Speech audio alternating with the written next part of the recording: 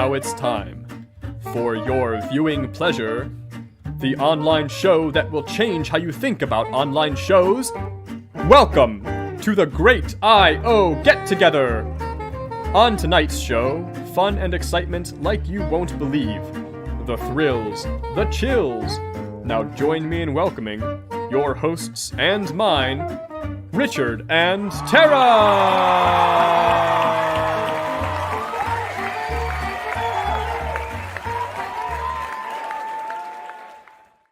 Thank you so much, Pete, for that introduction as always.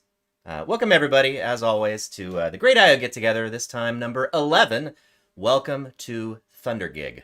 My name's Richard, this is my co-host Tara. Tara, learn anything interesting on your holiday? I learned so many things, but one thing I want to recommend to you is Andy Weir's new book. He's the guy that wrote The Martian, and he's got a new book called Project Hail Mary. I actually can't tell you anything about it without ruining the surprise, but just trust me that it's wonderful. And he says, I'm a scientist at least a dozen times in the book to justify the wacky stuff he does. It's very satisfying. Oh, that's... Definitely check it out. Yeah, I mean, that describes my typical day, I think. At least once a day, I blame my klutziness on scientists. Yeah, I agree. Book recommendations like these and more can be found on our show's Discord for all you viewers at home. It's an online service where you can chat with your fellow IOs or send in questions or chat with us live during the show or anytime at all. You can find more details about that at thegig.online. All of our regular shows, and this one is no exception, have two halves. In the first half, we have a little bit of fun, and in the second half, we get a little more serious, all with our guest or guests of the day. Top of today's show will be ThunderGIG. ThunderGIG is a quiz competition where our lucky contestants are presented with I.O. knowledge, I.O. trivia in the form of answers, and must present their responses in the form of a question. That sounds familiar. Completely original concept. Yes. Huh, that's strange. The winner of ThunderGIG will get a fabulous prize. So our guests today for ThunderGIG are living legends in the I.O. psychology community. Our first competitor is Dr. Milton Hakel, Emeritus Professor of I.O. Psychology at Bowling Green State University, current president of the PSYOP Foundation. Welcome to the show, Milt. Milt will be competing with Dr. Shelley Zedeck, Professor Emeritus and Professor of the Graduate School at the University of California, Berkeley. Welcome to the show, Shelley.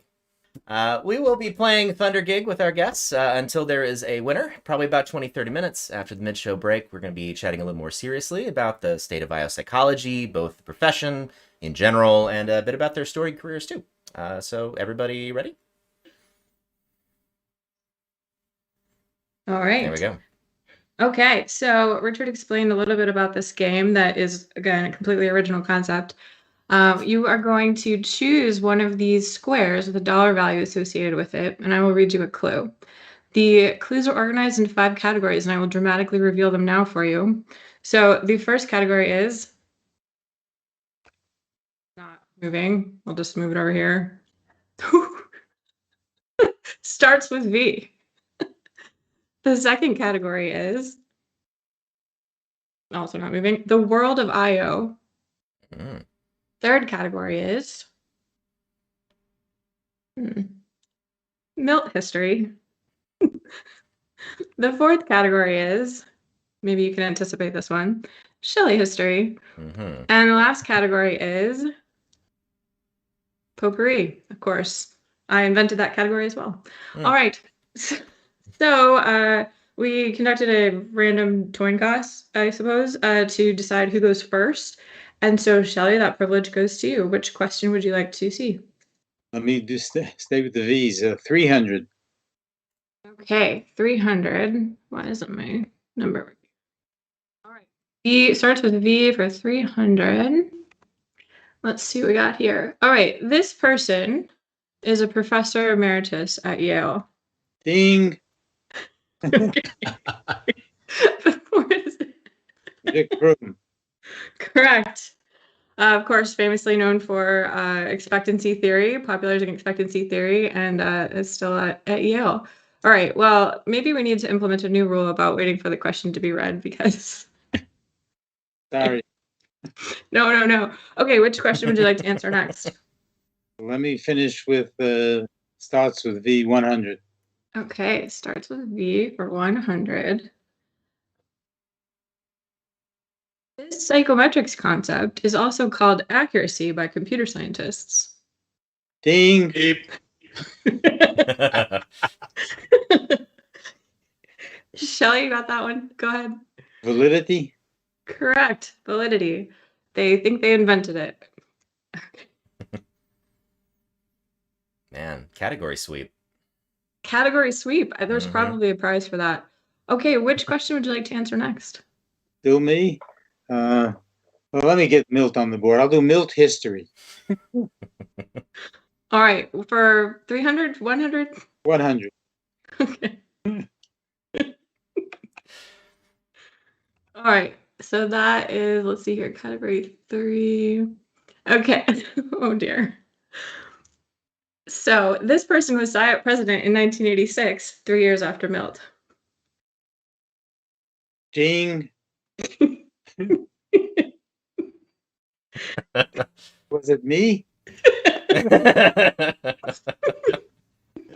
It was indeed. Oh. Great. Yes. All right. Which one would you like next? Milt history 300. Okay. All right. This is going to start getting harder. So Assume so. let's see. Let's see what we got here. Milt history for $300. Okay. So Milt advised the student Mike Couvert, who advised the student Lori Foster, who advised this student who started an IO YouTube show in 2021. Beep. Yes, Milt. I think that would be Tara Barron. Indeed it would. Indeed it would. All right. So on the board, 300. And which question would you like to answer? Well, let's. This seems like a winner, so let's try Milt history at 500. Okay. All right. So wait, we did this one. Yep. And we'll do 500 now. Okay. Let's see what we've got here.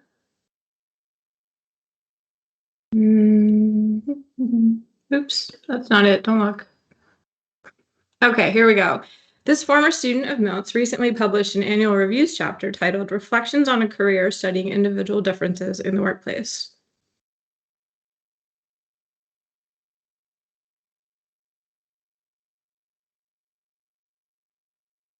Finally stumped somebody. One would have had to have read the annual review recently to discover this. Indeed. All right, 3, 2, Ding. go for it. Paul Sackett wasn't your student, was he? Yes, he was. Oh, I'll say Paul Sackett. Correct. Oh, wow. Correct. What a guess. Very good guess. I don't know if there's a penalty for wrong guesses. Do you know, Richard? I don't think so. Okay, apparently there is no penalty for wrong guesses. All right. What question should we look at next? My choice? Yeah, it is your choice. Let's go to the world of IO 100. Okay, the world of IO for 100.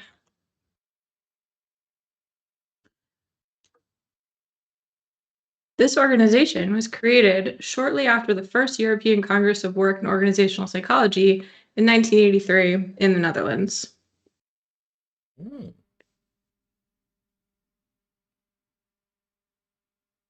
Ding. So weak Shelley? thing. At the International Association of Applied Psychology? It is not. It's negative 100, I've decided just now. Oh. Now you tell me. Mel, would you like to guess? Well, I would like to try the European Association of Work and Organizational Psychology. That is correct. Fondly referred to as EOWOP by many. All right, so we'll add 400. I don't go to EOWOP very often. You do though, right, Richard? I was in Italy and going to Glasgow this time around. Maybe I'll check it out one of these days. Okay, so I think Mel, it is back to you for the next selection. Okay, let's try Shelley history at 500. Ooh, okay. Oh. History for 500. This is going to be tough. Okay. All right, let's see here. All right. 500. Okay. Shelley grew up in Brooklyn, working for his parents in what type of business? Ding. Yes, Shelley. Mom and pop grocery store. That is correct. One of many fun facts I learned watching your living history interview. All right, so that was Shelley History for 500. Another fun fact is that my grandfather also ran a mom and pop grocery store in New York City. And so perhaps they were rivals. Who knows? Okay, which question should we do next? I'm going to go back to the world of IO 300. Okay, the world of IO 300. And that is this one. So this conference started in 1980 and first hosted at Ohio State as a long-standing home for student research. Me. Yes, Milt. So it was a IOOB conference for graduate students. And who started that conference? Curiosity, just out of curiosity. It happened because of a graduate seminar talking about how do you break into IO psychology, and wouldn't there be a low-risk place where we could give papers? And so we decided to gin one up with Mary Tenneper and Ben Schneider as the keynote speakers. It's amazing that started. That was before the first PSYOP conference, right? Because that was in 1980. Yes, it was. That is all right. So it is to you to choose the next question. How about Shelley History of 300? Okay. So we will go down here. 300. Okay. This influential female psychologist was Shelley's first consulting mentor. Ding. Yes, Shelley. Mary Tenneper. That's right. So her name has come up twice now in 2 clues. And World. that was 300. So, okay. Oops. Okay, and which question would you like to see next? World of IO 500. Okay, World of IO 500. Big money. Big money, indeed. Okay. All right, the mission statement of this organization, the oldest of its kind in the world, is to promote the science and practice of applied psychology and to facilitate interaction and communication among applied psychologists around the world. Ding. Yes, Milt. Or Buzz. International Association of Applied Psychology. That's right, and I believe you are the former Secretary General of IAP? I was for a year and a half, and it just had its 100th anniversary as well. Oh, Wow. That is significant. That's another organization I'm not as engaged in as I would like to be. Well, Okay. attending international meetings is something that people coming into the field now are especially encouraged to do, because business and commerce and organization is global. It's not just a North American phenomenon, and you can learn an awful lot out there. I totally agree. Okay, which question should we answer next? We're getting close to the end here. Still time for you to catch up, though. Well, let's do Potpourri 500. Okay, Potpourri for 500.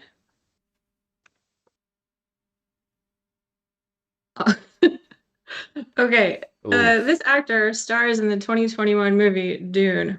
Here's a photo. Looks like my grandson. It is not your grandson. That's for sure. Anyone? 3, 2, 1. Richard, do you want to guess?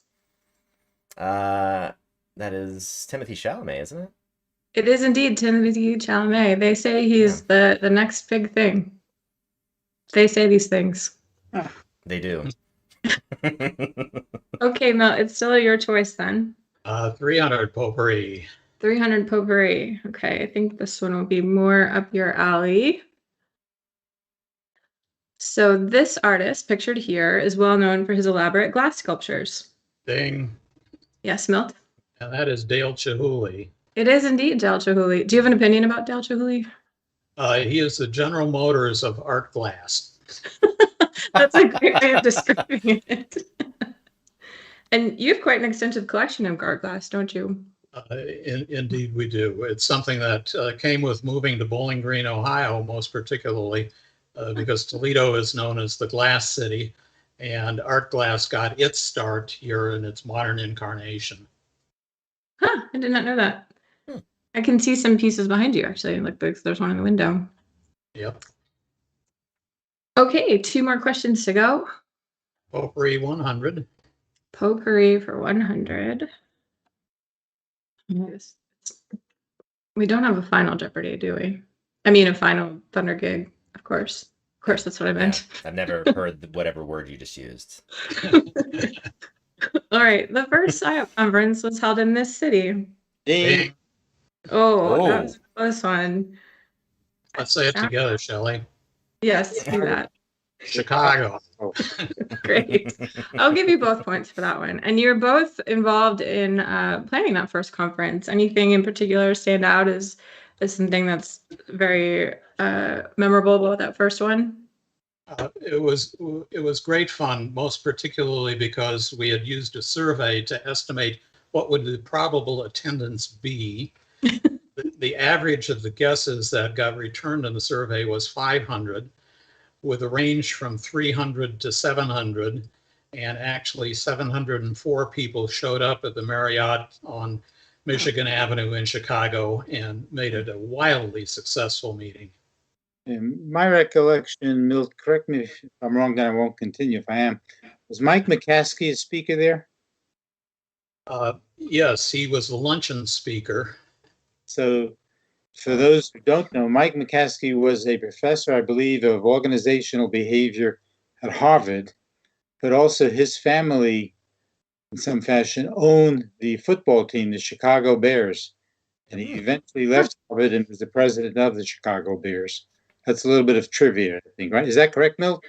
Yes, that's my recollection too. I mean, it's correct now because we said it on the internet, so it's true forever. Yes. Well, it'll also show up in the archives of the history of American psychology at University of Akron. Right. Okay, last question. So Shelley history for 100. And we are looking, oh, okay. This is a good one to end on. So Shelley had a long-standing rivalry with this IO psychologist who claimed to be the first IO graduate of Bowling Green. Ooh, that was another tie. Go ahead and say it together. Frank Landy. Indeed. And was this resolved or is it still in contention? Well, my preference is to go with the date of the final oral examination rather than the actual commencement date, in which case it is Shelley Zedeck. right. Yeah, I have to agree with you there. I think alphabetical order is no way to make decisions about things. Right. Great. It starts with Z. Right. Okay, so this is the end of our game. It was surprisingly close. We've got 2,400 for Shelley and 1,700. So, Richard, show them what they've won. Oh, it is a fabulous gig mug Stein thing. Ah. It's a Stein. It is a Stein. Yeah, okay. I would say we're all winners, really learning a lot. So let's take a 5-minute break, and when we come back, we can talk a little bit more in detail about some of the experiences and words of wisdom you might have to share with us. Yeah. See you in 5 minutes. We'll be right back after these messages from our sponsors. And we're back. Tara, you're going to lead us in our second half. Absolutely. So fun time's over. Now we get a little more serious.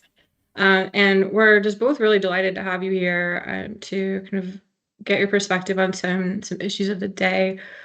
Before we get into that, though, I have to ask you, so you're both officially retired, and yet you remain so incredibly influential and active in the affairs and activities of IO. So why would you do that? Wouldn't you rather be on an island somewhere sipping a margarita? I think being on an island somewhere sipping a margarita sounds like a great idea, having been canceled out of 3 different cruises since March of a year ago.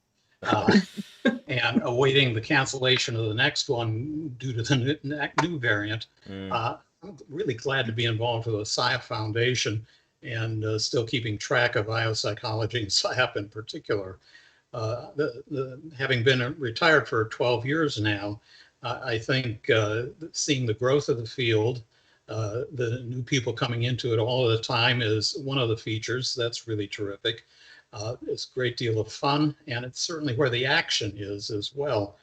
And so being involved through the foundation is what keeps me really interested in it. And it's now functionally my day job. This is where we need to be. I appreciate that. Shall anything to add? I'm also retired. I'm retired for 10 years, and I retired from an administrative position as vice provost at Berkeley. But to remain active is because I failed Retirement 101. Clearly. Plus years at Berkeley, I was involved in research, teaching, consulting, etc. And so you just can't turn off what you've been doing for 40 years. And we too have taken, my wife and I and family have taken many cruises since I retired, but the opportunity to be involved in the activities of IO, of industrial organizational psychology research, practice, etc., on a limited basis and of my choice. I say no much more often now than I did before, but you just can't turn it off, in my opinion.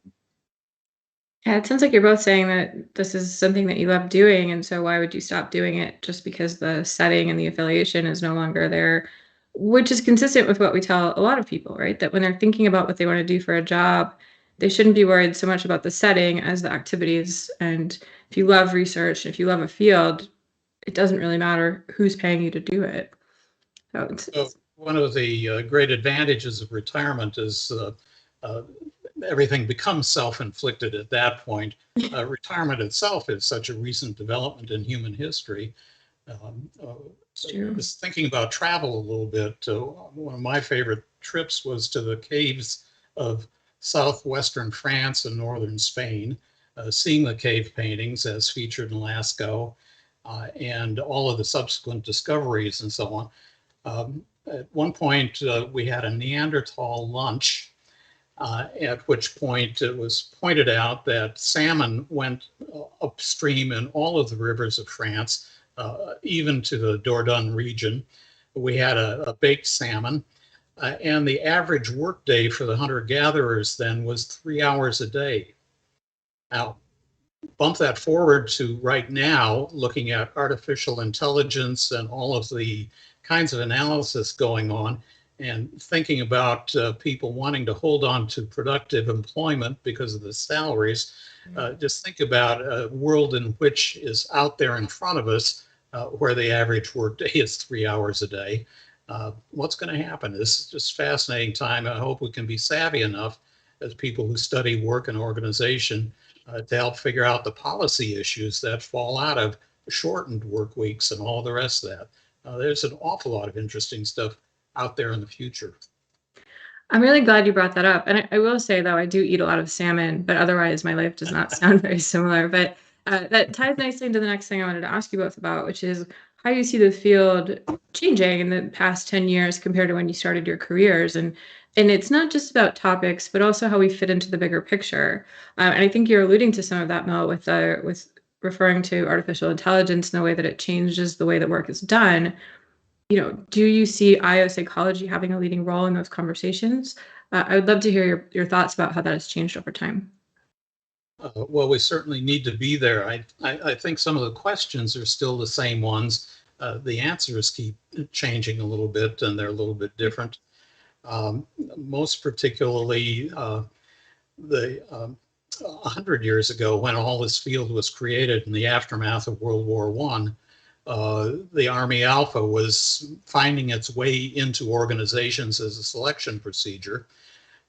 Test 8 was about general information, and most particularly, I'd recommend anybody to go back and look at the general information test and take it for themselves, because the answers and the questions are just sort of strange as to where they go. Building up on that and figuring out how to accommodate all of this and change as we go forward is going to be a real challenge. And AI being part of it, the real question we have to be able to answer is, what do the numbers mean? Not what are the numbers, but how should we interpret this? And what should it have to do with employment practices and public policy and so on? Shelley? Yeah, I would say in terms of when I started in the field, we had the concept of scientist practitioner, but we were mainly scientists. And I think now today we're more involved in organizations, on advisory boards, and we're asked to contribute to real problems. Not that the scientists in the back in the 70s or 60s when I was studying my graduate degree, we weren't interested in practical issues, but there's more interest in practice. Sort of I find an amusing recollection. So when I started graduate school at Bowling Green and studied with Bob Guyan, the graduate students would get together and say, never mention the word of consulting in front of Bob Guyan. You're going to be a scientist who's publishing in the academic journals, and you won't have anything to do with real organizations or whatever. Well, that lasted probably until my last year in graduate school, when Guyan got a consulting job. He took along all the graduate students to help out on it. Typical. The point is, we're now more involved in practice. As part of my retirement, I'm on a number of scientific advisory boards for different organizations. So we're being asked to contribute more to real world problems than when I started out in late 60s, finishing my graduate degree, starting work in the early 70s. Yeah, that's certainly my perspective as well. I mean, we are having a concrete impact on those real world problems as well. So it's not just that they want an IO to say there was an IO at the table, but they're genuinely interested in our knowledge and our skills and what we have to offer. Right. I think we're being sought out more to do those things.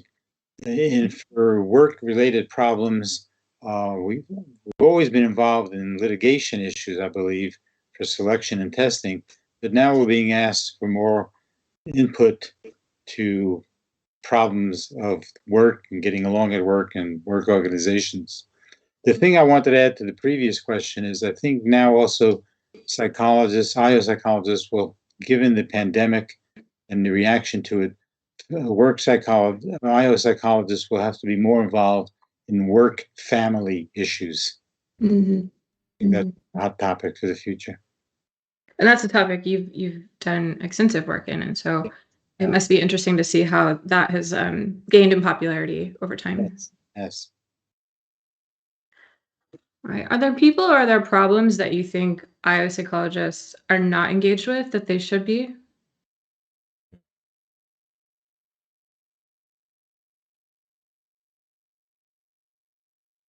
I can't think of any problem that we're not engaged in. It's a matter of degree. Because my own career, I've been heavily engaged in selection and testing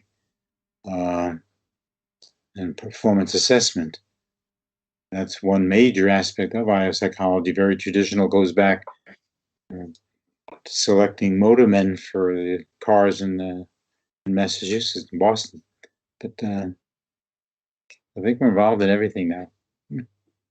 One of the things that I got involved in at one point was being asked by somebody to write a foreword for Psychology and Industrial Efficiency, Hugo Munsterberg's 1913 book. It was the first time I ever read that book because it had been published so many decades ahead of when I got into graduate school, namely 6 decades earlier. It's a fascinating book, and what's different these days are the statistics, and that keeps on changing and evolving, with AI being the case in point right now. But the kinds of issues that Hugo Munsterberg wanted to solve were just absolutely fascinating. They were the stuff of everyday work and the motorman on the Boston Street Railway, or wrapping light bulbs in paper and packing them up for shipping to houses and businesses and so on. A woman did 60,000 of them a week in terms of wrapping it. She found the job fascinating. And so even from the beginnings of the field and then particularly through the studies, the Hawthorne studies, for instance, that are over 50 years ago, IO psychology has had a breadth of coverage. We've certainly been heavily anchored in testing and selection, most particularly, but the whole world of work is where we need to be involved. I had hoped to be involved in a paradigm shift over my lifetime and see that happen. We then finally figured out after validity generalization got turned into meta-analysis by Schmidt and Hunter, that we had been in a paradigm shift from Ed Gazelli and Marvin Dennett kind of, and Bob Guyon, a situational specificity of validity coefficients and needing to take all of that into account to then figuring out, well, what is the reliability of all these things? What are the validities? What are the criteria?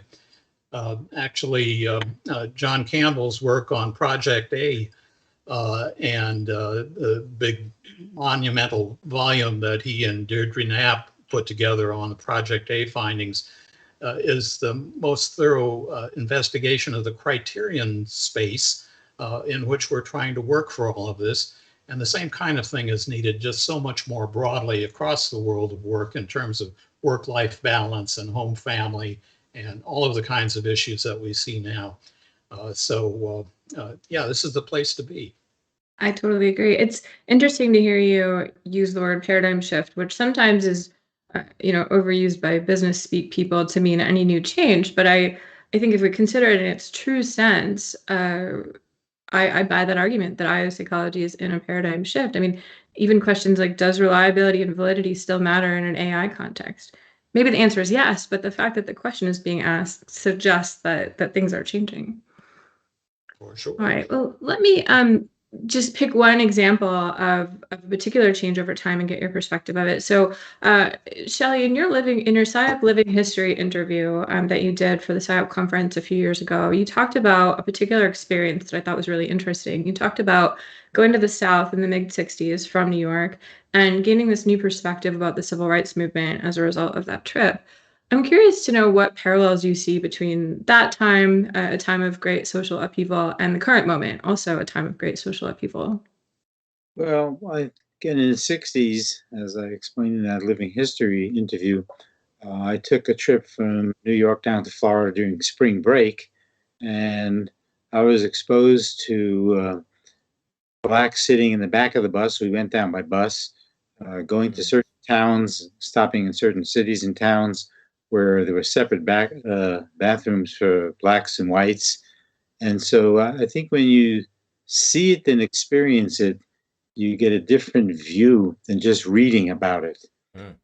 Today, I see, now we have a television and people with cell phones. We're seeing so many incidents of discrimination and hate, which is kind of sad to watch and to listen to. And so I think now we're getting more exposed to it, even though it existed. I think there's more hate today than there was in the 60s. When I grew up in Brooklyn, and it was a very mixed neighborhood, and discrimination, at least from my perspective, was not an issue. Now, every place you go, you're concerned about discrimination, diversity, etc. So I think we're getting more exposed and experiencing more of what's going on that's not positive than we were in the 60s. My interest in all of this is most particularly the rise of authoritarianism as we see it. Back in graduate school days, the big question was, why did Germany succumb to Hitler during the 30s? And will it happen again? Then most particularly, can it happen here? For a long time, and particularly with Steven Pinker's book about enlightenment and so on, that's kind of a high point for democracy being the way everything should be done. And ever since the publication of that book, it seems that there is more authoritarian behavior, more and more different places. And so figuring out how to keep that at bay and keep democracy flourishing, especially with all of the ease with which people can listen to news sources that they only want to listen to and select things. Back in my day and Shelley's day, we had 2 television networks and then 2 others, one of which became ABC, but Dumont completely faded and disappeared. But that was it. And you didn't have social media and the ease of communication and linkage across so many different ways. At this point, I think an awful lot more work needs to be done and exploration done of William Shatner, previously mentioned already, and Captain Kirk and the crew, which was thoroughly integrated crew, and discover how people learn to trust each other and rely on each other within their own work networks and work groups and so on. Again, I think there are awfully exciting things going on, but I think we need to remain a democracy in order to be able to get that to flourish. Certainly the competition with authoritarian regimes around the world is going to reinforce that in the coming months, years, even decades. It'd be fun to see where it ends up. And of course, it's going to have to be our successors that make a lot of the calls on that. That's true, right? And applied psychology has always been responsive to the current events of the time and in shaping the research questions that are most interesting to us. And social psychology coming out of the World War II and asking how could this happen is a great example of that. And now we're struggling with questions of misinformation and polarization and authoritarianism. I wonder, if the research zeitgeist is following along the way that we saw it do in the past. My sense is it is. Let me shift gears actually, because we can't solve everything in one day, unfortunately. But I'm noticing that a lot of the quiz questions that we asked you, the non-Jeopardy questions, they were ThunderGIG questions for the record. They had a lot to do with people that you've influenced in your careers. And I'm curious to know, who are the people that influenced you? Who are your role models, or the people that perhaps influenced you by negative example and you said, I don't want to be like that? Maybe Milton, would you like to start? Sure. When I first saw the question, I thought of mentors. And so my undergraduate advisor and my doctoral advisor, Jim Jenkins and Marv Dennett, came immediately to mind. Then Raines Wallace was department chair at Ohio State for 3 years and editor of Personnel Psychology just ahead of me for 1 issue are the mentors. But you used the term role models, and here I would introduce a name of Geraldine Ferraro that you might remember. She was Walter Mondale's vice presidential nominee in 1984. She had a wonderful way of being able to communicate with the press. When asked by a hostile interviewer a question, she could completely disarm and totally charm that interviewer. I wish I could do that. I've been working on it for a long time. It hasn't happened yet. The person I really want to mention is Carol Shardle. Cal Shardle would show up in references for the Ohio State Leadership Studies. I ended up going on the faculty at Ohio State after 2 years postdoc at Minnesota. And Cal was the guy who had raised the money and put the team together across 2 different colleges and 8 different departments and 5 different funding sources to actually get those studies to be done. He was somebody who made rain for that group, and that set in wonderful places. I think we're in the era of the rainmakers nowadays, and that's one of the reasons why I'm so interested in the SIOP Foundation as a way of helping SIOP make rain and getting grants out and scholarships. Most particularly to make this field really grow to the size and specializations that it needs to embrace. Shelley, who are some of the people you might identify as role models? Okay, my role models also at the outset were my mentors in graduate school, in particular Patricia Kane Smith, who was the dissertation supervisor for my dissertation, which is somewhat of a surprise since I was always interested in testing, selection, etc. And Pat was most interested in satisfaction. But Bob Guyan, who was there too, was also the chair of the department when I was doing my dissertation, and he had limited time to work with students. But I worked quite a bit with him. So Bob Guyan and Pat Smith early on in my career, and Carol Vale also, who was at Bowling Green during my time in terms of statistics. So they influenced me in terms of how to approach issues. And basically the notion was, if you're going to do something, do it right. Don't take shortcuts, but do it right, even if it takes you a little bit longer. More recently, through my career, my role models became my collaborators. The three that I would like to particularly mention are Jim Oots, Wayne Cassio, and Irv Goldstein. The four of us got together in the 80s from different sources to work on a project, and we continued to work for a number of years on multiple projects. And I most appreciated how much I learned from them and their approaches to solving problems. And the collaboration and teamwork, I think, led to better outcomes that I probably would have created had I done it on my own. So they are my contemporaries who influenced me, as well as I still have my mentors going back to Bob, Pat, Carol Vale, and others at Bowling Green. The idea of having good colleagues and good peers has come up over and over again when we talk to people about the secret to a successful career.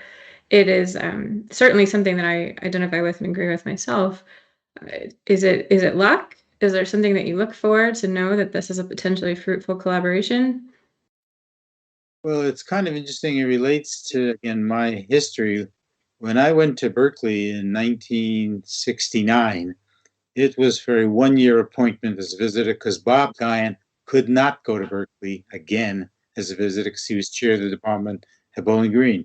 So Bob said to them, "Do you want a new PhD to come instead?" And they said, "Okay." I guess it was late in the year. They couldn't find anybody else. So I went out for a one-year appointment, and about sometime in November of that year of 1969, they said, "Would you like a tenure track position?" Interestingly, they just came to me and said, "Would you like a tenure track position?" There was no search, no formal procedure, but we said yes because we wanted to stay at Berkeley. And at that time, I was the fourth IO psychologist. We had Ed Gazelli, Milt Blood, and Bill Graham. Within a couple of years, Ed retired, Milt and Bill moved on, and so I was left to be by myself. And so the decision I made at that time is what I would do is I would seek out collaborators from other departments and universities. And that was the approach I took, and that's how I wound up eventually, more by chance than planned, to work with people like Jim, Irv, and Wayne. Joyce Hogan also collaborated with us and others. And I've collaborated with people from outside of psychology, with Marge Schultz from the law school. So collaboration was something I intentionally decided I would pursue, given I was the lone IO psychologist at Berkeley starting in the early 70s. That makes sense. I also got my job because someone just came up to me on the street and offered it. Isn't that how everyone gets their job? I thought that was normal. Not legal today. Shelley, the other thing I thought that was interesting when I was watching your Living History series is that a lot of those names that are coming up were women. So Mary Tenenbaugh and Pat Smith. I'm wondering, was that notable at the time, or was it not notable? Well, I just said that here's a good person. I was going to work with them, and I never considered whether male, female, black, white, whatever. Was I can be able to learn from them and work with them. And so, Mary gave me my first consulting job. She was the chair of the Education and Training Committee in the early 70s, and Bob Guyan, who was president about then, put me on that committee when I for Division 14 at the time. And Mary it was natural. She came to me and said, "Would you like to work on this particular project, the physical ability testing at AT&T?" And I said, "Sure." So I have worked with a number of females. I've had a number of successful female graduate students, Christy Whitney, Karen May, Susan Jackson, and I'm probably going to be in trouble because I'm not mentioning all that I should. I've worked with people who I felt had something to contribute to me in terms of providing a better understanding of things than I had for myself. So I'd say that Pat Smith especially was distinctive, as was Mary Tenever, and they were certainly outnumbered in terms of ratios of males to females, significantly outnumbered. But moving to Bowling Green and getting to know Pat Smith in her latter years was just absolutely fabulous experience and a really wonderful time. And her emphasis on job satisfaction and creating the JDI and so on, those are landmarks in the development of the field. but let me say one more thing about Pat. And one of the things about Pat was that she was very welcoming. If you had a problem that you wanted to discuss, whether it was personal or, academically oriented, you can just go over to her house and you'd sit around at her table and talk to her about it. So she made you feel very comfortable, and you were always part of her team. She never questioned the topic I wanted to study. Again, I was interested in prediction models, which was not Pat's forte, but she was great as a supervisor. And so, just go into her house. Her husband, Ole Smith, was also very helpful with some of his insights into your work.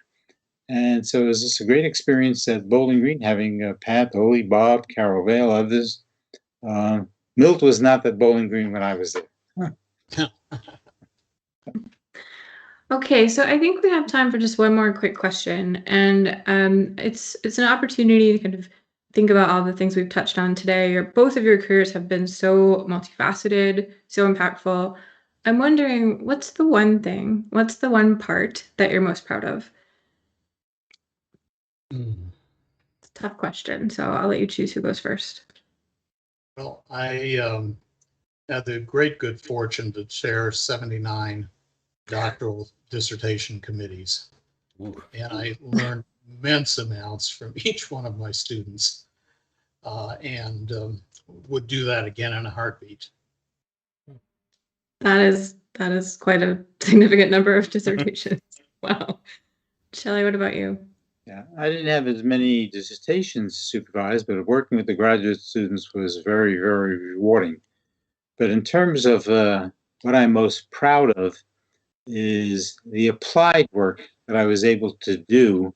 And I was always, again, interested in prediction models, etc., and looking for fairer models than we had in existence at the time. Models that would increase diversity in the workforce, and also the ability to try new things like video-based testing or sliding band. That was done again in collaboration with people like Jim Moods, Irv Goldstein, and Wayne Cassio.